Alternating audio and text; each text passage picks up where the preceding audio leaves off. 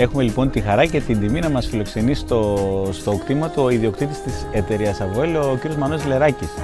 Η οικογένειά μου έφερε το αβοκάντο από το εξωτερικό μαζί με κάποιους άλλους παραγωγούς τη δεκαετία του 70 σε μια δόκιμη τότε καλλιέργεια η οποία είναι στις Μουρνιές. Δεν είναι αυτή που βρισκόμαστε τώρα, αυτή είναι μεταγενέστερη. Και έκτοτε ακολούθησαν αρκετές και συνεχίζουν ακόμα και σήμερα. Το πρώτο πράγμα που έπρεπε να αντιμετωπίσει αυτός που ενδιαφερόταν για να μεταποιήσει προϊόν με πολυτό από αβοκάντο ήταν να δει αν μπορεί να το κάνει. Κυρίως αφορά αυτό χαρακτηριστικά οξύδωσης λίπους και χαρακτηριστικά που σχετίζονται με το μαύρισμα. Αυτό ήταν το προϊόν της ερευνητικής δουλειάς που έγινε με την Ειρήνη την Νικολιδάκη, μια ερευνήτρια τεχνολόγο από Πανεπιστήμιο από το Χαροκόπιο.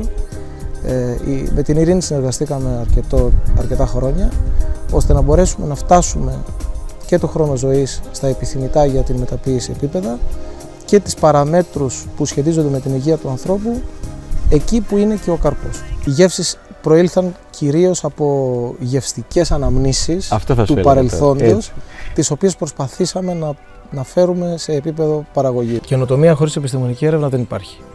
Η καινοτομία βασίζεται στη φιλοσοφία ότι από τα υφιστάμενα δεδομένα που υπάρχουν, σε επίπεδο προϊόντων, σε επίπεδο υπηρεσιών, σε επίπεδο τεχνικών, οφείλεις ερευνητικά να τα υπερβείς για να μπορέσεις να καινοτομήσεις και να δώσεις κάτι καινούριο στην αγορά.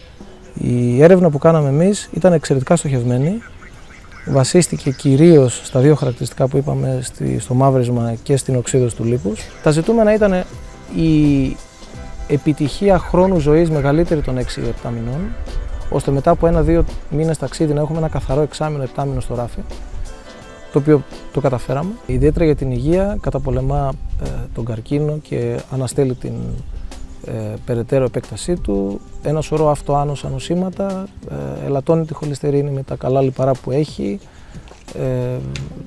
θέματα που σχετίζονται με την όραση, με την ποιότητα του δέρματος και την λάμψη που πρέπει να έχει σε πάρα πολλούς τομείς. Είναι υγεία, είναι ένα φυτικό βούτυρο το οποίο μπορεί να υποκαταστήσει από το βούτυρο που βάζουμε σε ένα γλυκό μέχρι την πλούσια γεύση που θέλουμε να δώσουμε σε ένα συνοδευτικό για να μπορέσουμε να το πάρουμε, να το καταναλώσουμε ευκολότερα. Πρέπει να σχεδιαστούν κάποια μηχανήματα, διότι δεν υπήρχε επεξεργασία του αβοκάντο, οπότε κλήθηκα κάποια από αυτά να τα σχεδιάσω εγώ και να τα κατασκευάσω σε ελληνική εταιρεία. Αφού καταστάλαξα στη διαδικασία παραγωγής όσον αφορά τα μηχανήματα επεξεργασίας και στη συσκευασία με την οποία εμπορικά θα μπορέσω να εξάγω το προϊόν στις αγορές που έχει κοινό, μετά ξεκίνησε η επένδυση, η οποία είναι εξειδικευμένη μόνο για αυτό το αντικείμενο και για τίποτε παραπάνω. Το προϊόν βγαίνει σε 3 χρήσεις. Η πρώτη χρήση είναι χρήση προσανατολισμένη με μυρωδικά αβοκάντο που έχει μέσα μυρωδικά κριτικά και λεμόνι και προορίζεται για χρήση είτε στη σαλάτα, είτε σε ένα πράσινο σάντουιτς, είτε στα ζυμαρικά, είτε στα οστρακοειδή και το ψάρι. Το δεύτερο προϊόν είναι προσανατολισμένο στην χρήση του με ένα σάντουιτς που περιέχει και κρέας και στα κρεατικά εν γέννη.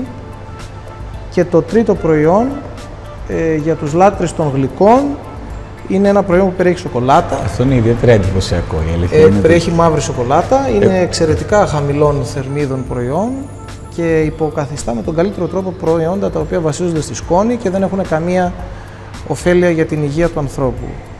Το 2013 έγινε η αρχή των δοκιμών και καταλήξαμε στη διαδικασία παραγωγής το 2014 τον Ιούλιο, όπου συμμετείχαμε και στη Διεθνή Έκθεση Θεσιάλ, για την οποία πήραμε τη διάκριση, την παγκόσμια διάκριση καινοτομίας.